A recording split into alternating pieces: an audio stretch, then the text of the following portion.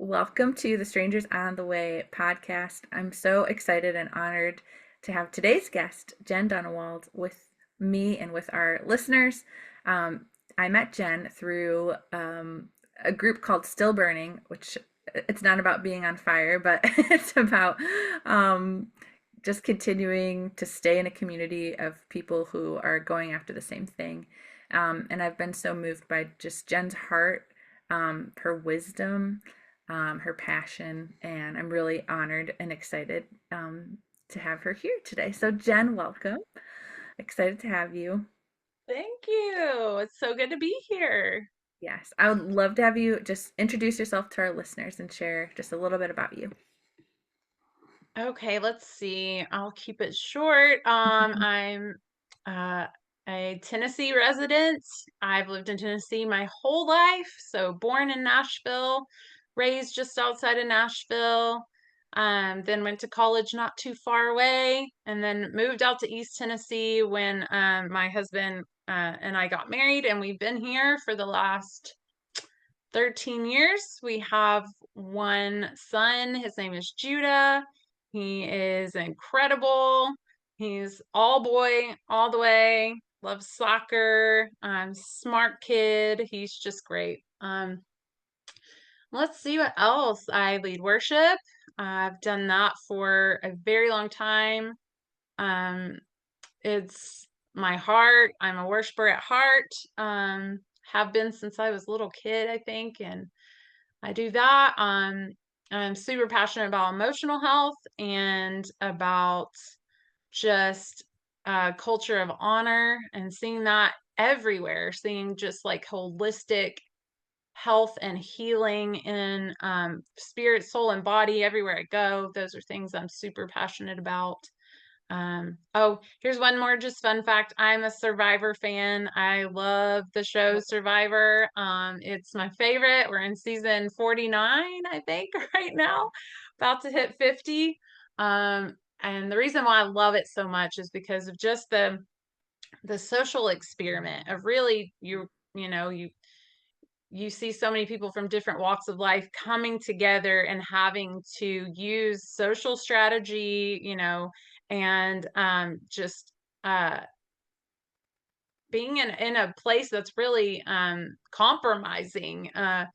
And I just think it's the greatest show of all time, the greatest experiment of all time. And I know there are others that have come along since, but this one has a different element to it where you are playing with other people in a very strict environment that can cause all kinds of emotions to come out. So Mhm. it's really fun to watch, and I think it's very empowering to watch. Mhm. Usually I root for the underdog and love to see them come out on top. So that's really fun for me. So yeah, that's a little bit about me. So good. If you were on Survivor, how do you think you would do? Oh my goodness.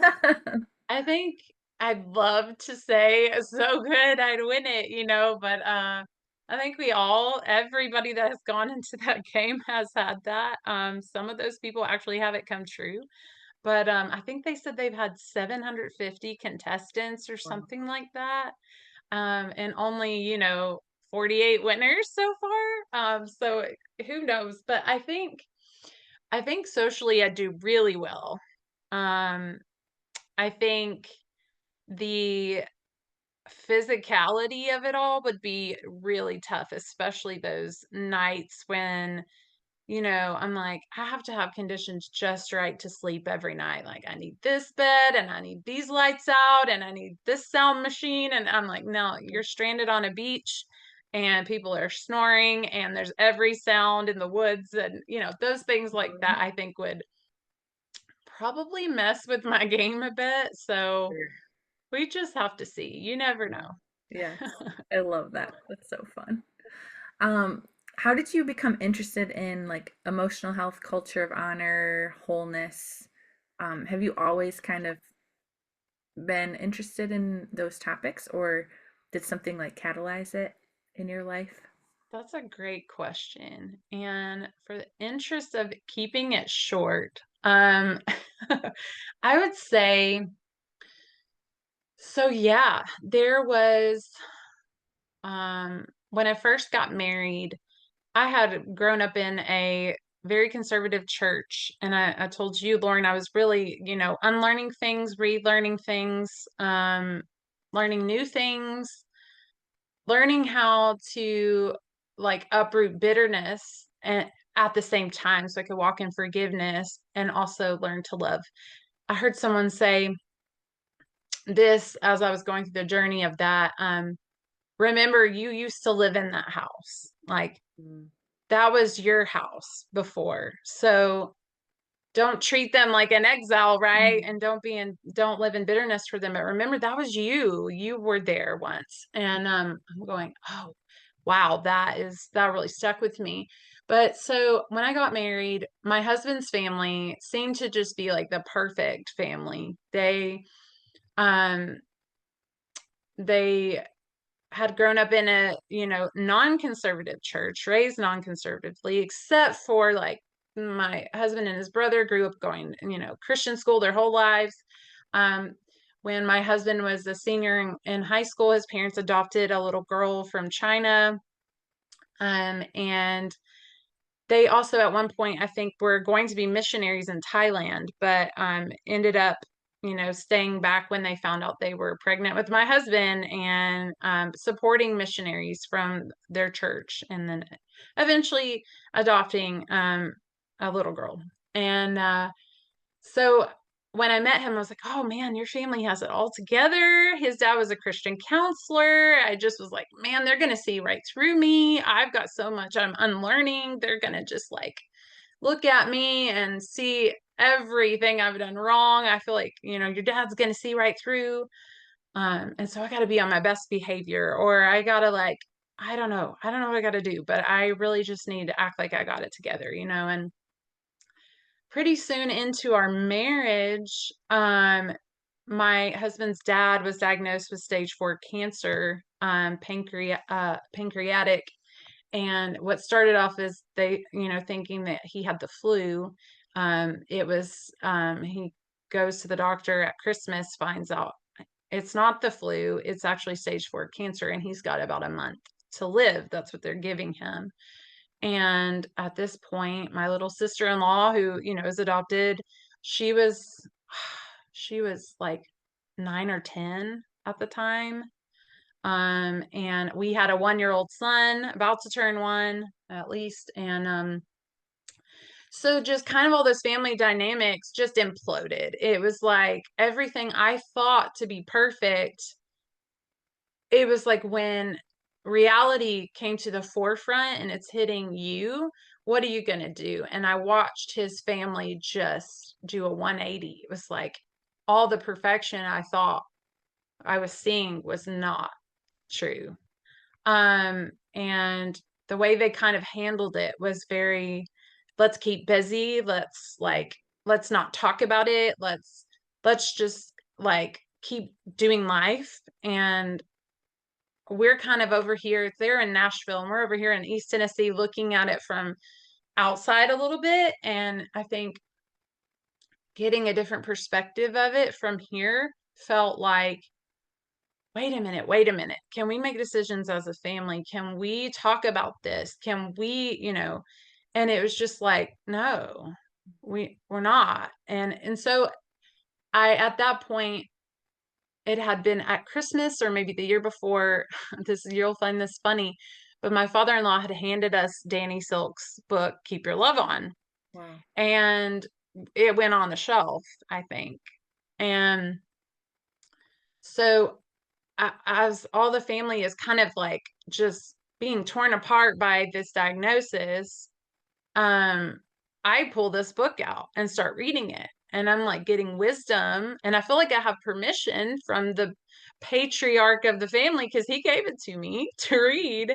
And I'm reading it. I'm going, oh my goodness, it's boundaries. I'm like, vulnerability and transparency and speaking up. And all these things were like foreign to me. But I finally feel like I have a grid and I have some permission to learn these things and to try to bring them into our family, thinking that maybe they were there, but I was just the one that didn't know.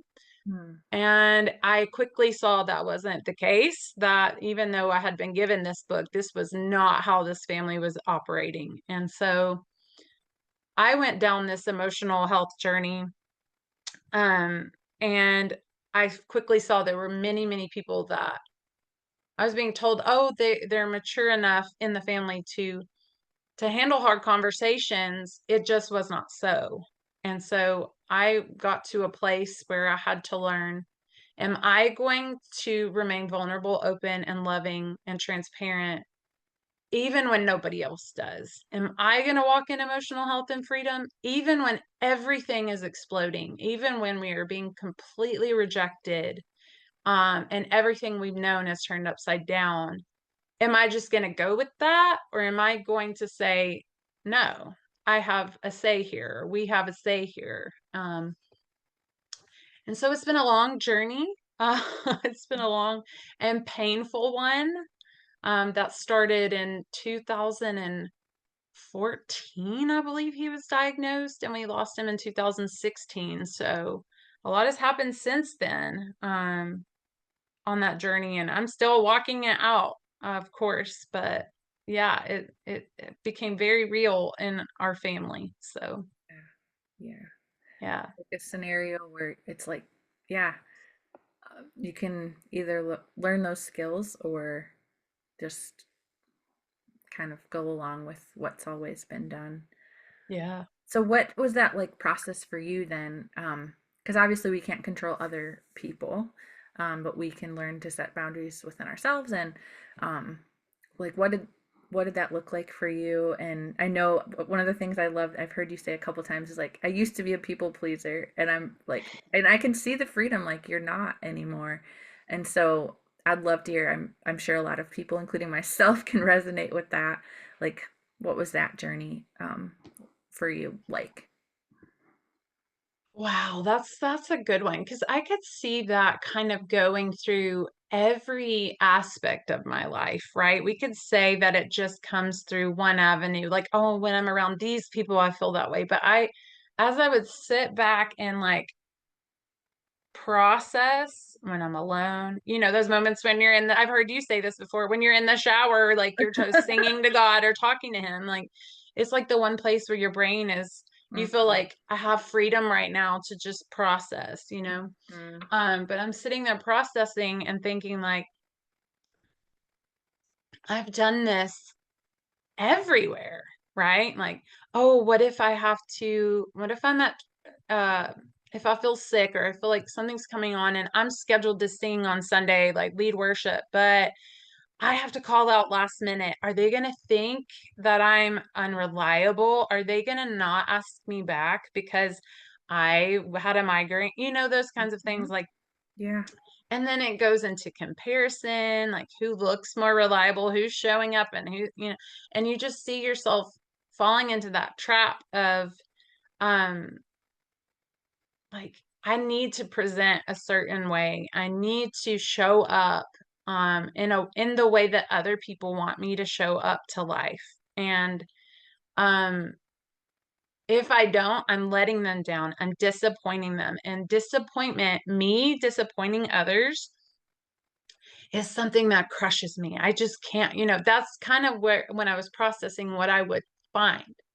And then, like you said, as I'm walking out this journey, I have now disappointed all kinds of people now. And I'm seeing, I can't control the way they choose to perceive me, or, and I cannot control their reception of me.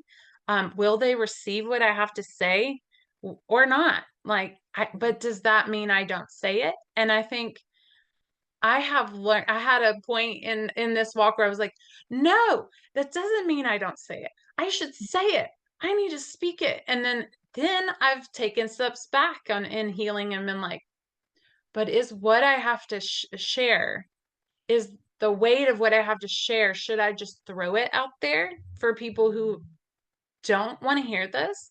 Like, so I've learned the wisdom in when to hold back Mhm, and when to share, and who that can be with, and who has chosen to not reciprocate over and over and over again.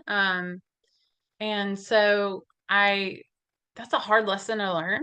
But it is very freeing. You eventually get to a point where it's like, you know, I'm responsible for me and I'm responsible to others, but I'm responsible for me. And I cannot, I'm responsible to them for how I show up, but I'm not responsible for how they show up. And I'm not responsible for um, what they choose or don't choose. And I think in this journey, my husband and I have really learned and have always come back to the scripture that says, as far as it depends on you, be at peace with all men. And we have to sit back and sometimes in circumstances go, am I at peace with all men? Have I done everything that I can do in this scenario? As far as it depends on me, am I walking in forgiveness or unforgiveness? And maybe that's a daily thing. Sometimes it's like,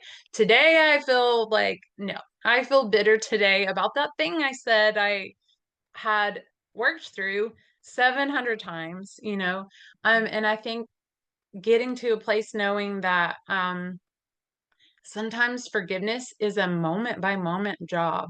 Like sometimes you have done the work of, yes, I have extended grace and I have really forgiven someone. I know this in my heart because if it were up to me, as far as it depends on me, I want to restore things with that person. I have an open door. My door is open for them to come in. Anytime they want to really talk this out, they can come. Um, so if I'm walking in that truth, I might still have the emotion or the feeling that I of unforgiveness, but I don't partner with that by actually like living in unforgiveness and acting out unforgiveness. And I think in the church that is something that we so often say, well, if I still feel the pain of the sting of something someone has done to me, then I haven't forgiven them. And that just is not true. I think Jesus is going to have a constant reminder of the sting of what his people did to him for all eternity on his body. But does that mean he hasn't forgiven us? No. I mean, he's showing us like this is what you did, but this is what I did. And um, so I think again, like I said, it's a moment by moment thing to walk it out and learning the ups and downs and the ebbs and flows of that is probably the most important part and having grace with yourself in all of it. Yeah. So good. I love how you started to share that. Any other like wisdom or advice for people that are like, oh my goodness, I want that, but I don't even know where to start or yeah, where to begin. So do you mean like emotional freedom, emotional health, or like how to get there? Goodness. I know it's That's a great question. I really think it starts with, and I think the Keep Your Love On book Danny's book is such a great like resource to go back to over and over, and Culture of Honor. yeah. Henry Cloud's Boundaries. He also, if you need to take a step further with that, Henry has Necessary Endings and Trust. Those two books are like phenomenal when you're working through those thoughts of like, I'm trying not to betray myself because I'm learned that I'm important here. And I need to show up for me because it's really all I can do. So what do I do if someone keeps hurting me over and over? Do I extend forgiveness? What does forgiveness and trust look like? Is trust the same thing? Like, do I trust this person who hasn't earned it? So those books, Necessary Endings and Trust, really help take boundaries a step further. And even Danny's Keep Your Love On a step further and showing you how to love people, sometimes from a distance. And according to what they will allow, because sometimes it's not always up to you. You can't force yourself on people, just like God doesn't force himself on us. So those books are great resources to get started for sure. Love that. What are you most like proud of yourself for like walking through in this? Like looking at yourself today and seeing yourself even like 10, 15 years ago. Like, what are you most proud of? Well, that's a great question. What am I most proud of? I think I mean, there's a song out there talking about, I think Kane sings it, and I only heard it a couple times. It's talking about I made it, and I don't even know all the words, but I think really just like honestly, and I can't even take credit for it, is just getting up every day. I mean, waking up every day, and the first thing I do is say, God, thank you. You must have a reason for me here still. Mm. Like, thank you for allowing me to be here. Is honestly just being used as a tool to impart the things that he has taught me. That I guess that is the thing I'm most proud of, is actually just sharing. And even though I have been hurt over and over and over again, and am still in the midst of family conflict now that is totally unresolved, um, truly choosing to walk it out his way. Mm. Perfectly? No, obviously not. That's why I need him. But just making that commitment to him every day, that even if our family has forgotten what legacy looks like, and even if they've decided that because the patriarch of our family passed away, then nothing's going to be okay anymore and we're just going to settle for whatever comes, we don't have to do that. And we can decide right here in my family what things are going to look like. We get to decide what we stand for, what values and standards we're going to impart to our kid, and which hopefully will set him on a trajectory to do the same. And um breaking off generational curses, those things that I grew up just not even having a grid for. I feel like letting God come in and do a work in me in a very vulnerable place, now I can help others do the same. And I think that would probably be the most proud. And I can't take credit for it, because I would go back and be like, man, this is so painful, and I don't Yeah. I don't know that I would do it again. Some people are like, I would do it all over again. I'm like, I don't know that I would actually Yeah. do it all over again. But Yeah. yeah. Yeah. I find it so fascinating, like how intentional you are through it all. And to, yeah, to literally change the trajectory of the future in your son's life. And that's really, like, there's obviously a cost to it. And so, yeah, it's just really remarkable. Thank you. Yeah. Yeah. So good. Well, I know you have another passion, and it's really, really relevant, or it's always relevant, but very much, I would say, in the news currently. Could you talk about just your passion about immigration and the least of these, and yeah, how you've been navigating that and learning a lot. Yeah. So, yeah, I think I've always had a heart for immigrants. I mean, I don't think it's something that just came to my attention I think the subject in politics has come to my attention more heavily in the last few years, but I don't think immigrants in and of themselves have been something that I have. Oh, what's that?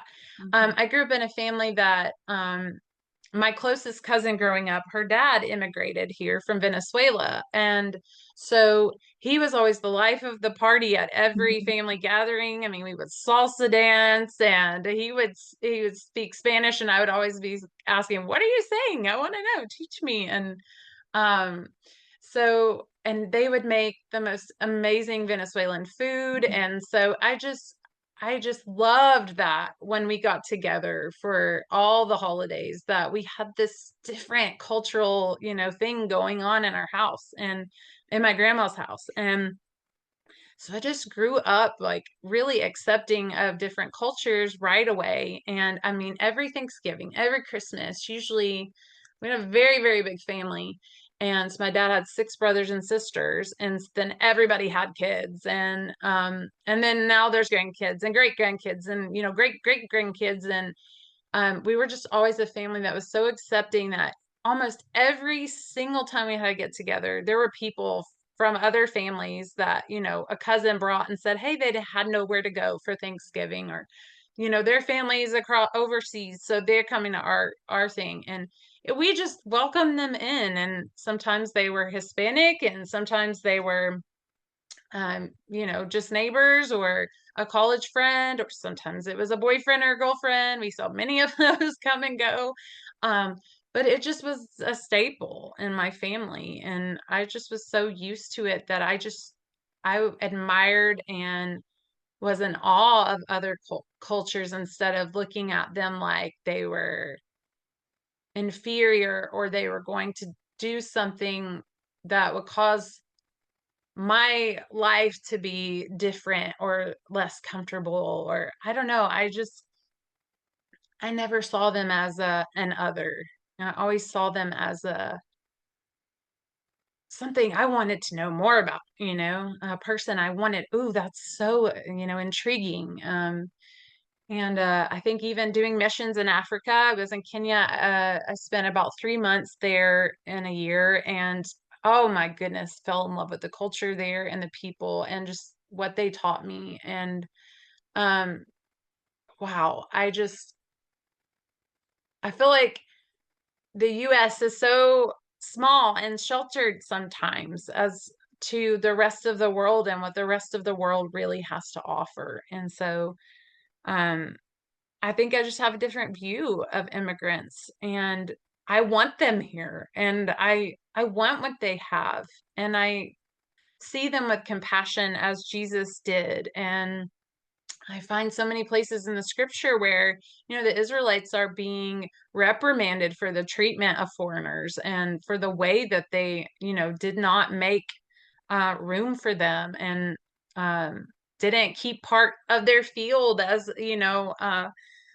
food for the sojourner. So for me, I just when I see the heart of God, and I see Jesus and the way he treated other people, I never see him looking for ways to protect himself from outsiders. I see him making room for them. And so that's what I want to do. And by all means, again, it's not a conversation or topic of let's just have open borders. Let's just let everybody do what they want.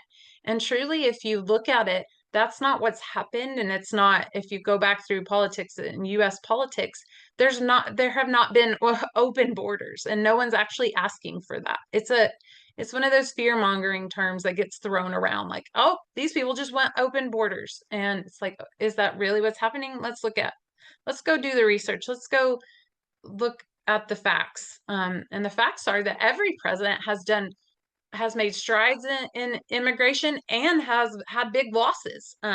If you go look at what each president has actually done, you'll find the information is clear. It's out there. So everyone, Democratic and Republican. So Mhm. yeah. Yeah, so good. I love how you grew up seeing like what a gift like other cultures are, because I found that even with this podcast, it's really fun interviewing people from all over, because there's always like richness, I think, in every human being. And so if you like get to pull it out, yeah, it's like I don't know, I'm not the same because of like I've gotten to talk to so many people who are so different, Mm, and the way they see the world is different, or it's just it's so rich. mhm. And so yeah, I just love your heart. And that's neat that even like from childhood, um it's probably not coincidence that you've had those experiences, you know. Yeah. Yeah, Yeah. it's so good. Aw. Well, as we close our time together, I'd just love you to talk to our listeners. It could be a prayer, a blessing, it could be something on your heart. Um, yeah, it's just there's a variety of people that listen, variety of ages, variety of places. So anything at all you want to say or impart to them, from your life, or yeah, from your heart. Yeah. I would say I would say a few things I'm super passionate about is really, and I've learned this in the last few years, is really getting to have a relationship with yourself. And because you're the closest person to you, you and God. And so if you can't really form a relationship with you, like you can't be alone, you can't be by yourself, because when you're alone with yourself, it's almost feels like too much. You have to be, doing for someone else or being something to someone else. That's a dangerous place to be in, because I really think, Jesus wants us to be able to love our neighbor. And to really love your neighbor, you have to love yourself. It's an understood. He says, love your neighbor as yourself. And if you don't love yourself well, how are you going to love your neighbor? You don't love your neighbor at the expense of yourself. That's not what he says. So, um, I really think I really think that's the place to start when it comes to emotional health and when it comes to loving immigrants and when it comes to politics and all of those things is you really have to start with you. You really got to build a foundation of love with yourself so that you can go out and love the least of these and see what Jesus has called you to do, in the scripture, and to realize that you don't have to pick a side. You don't have to identify as Republican or Democrat. You can, absolutely, but you don't have to. You can pick things from the Republican Party and from the Democratic Party, and you can decide what you align with and what you value. You can go, be an advocate and a voice for both sides and say, this is what Democrats do well. This is what Republicans do well. This is what is not so great. This is what I would like to see change. And you can advocate for a better future. And I think we can get so closed up and locked inside a box, that we don't go to places like that. We don't let ourselves hope for something else. We just see this is what is, and this is where I've got to go. It's white or it's black. And we have to pick a side, because not picking a side um is wrong. You have to pick something. You can't be in the middle. And um I think there's another way. Like Jesus had another way. He was not, this political power and ruler. He wasn't going to take the world by political force. He took another way. And I think that we can do the same. And it really just starts with your relationship with him and your relationship with yourself. So that's what I would say. One more follow. Sure. How did you talk? I think it's so wise because if you're not, I think receiving love, it's really hard to pour out love. Um, Mm. how did that start to build in you this like love for yourself and honoring yourself? Um, and then as you go, love others. I think really starting with like just thinking about God and the way he decided to make us. Like, I've often thought, like, I mean, we see God created the heavens and the earth and all these things, and he created man, and we're like, in 6 days, 7 days, all that, and then I'm sitting there going, don't you think that, like, God, like Father, Son, and Holy Spirit just sat there in the meeting room for a long time before they decided to go through with this? Like, how long did they spend dreaming up this plan? Now, it could have been in an instant. I don't know. But I mean, if you look at scripture and you see the very famous scripture, where we see David saying, you knit me together in my mother's womb. Knitting, we know, like, how long does it take to knit a scarf? Well, what about a person? Like, he knit us together in our mother's womb. Did that take 1,000 years for him to come up with that pattern? I don't know. Mhm. But just so really being just awestruck by the fact that God came up with this plan and this design for humanity, and not being, this is a journey I've gone on, not being disgusted with the human parts of me. Like, Mhm.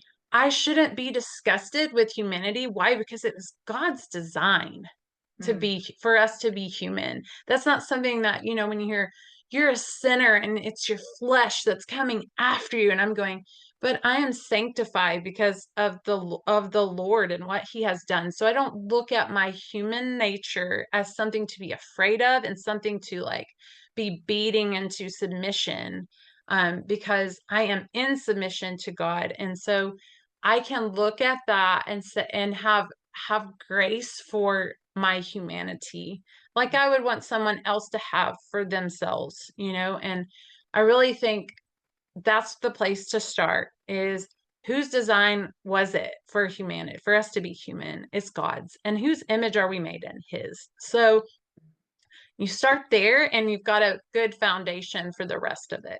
Yeah. So good. Oh, I love it. You are so full of wisdom. It's amazing. Well, thank you so much. This has been a joy. And yeah, just thank you for sharing your heart. And yeah, so blessed by your words personally. And I know the listeners will be too. Thank you, friend. It's so fun to do this, and I really appreciate you. And yeah, thanks for having me.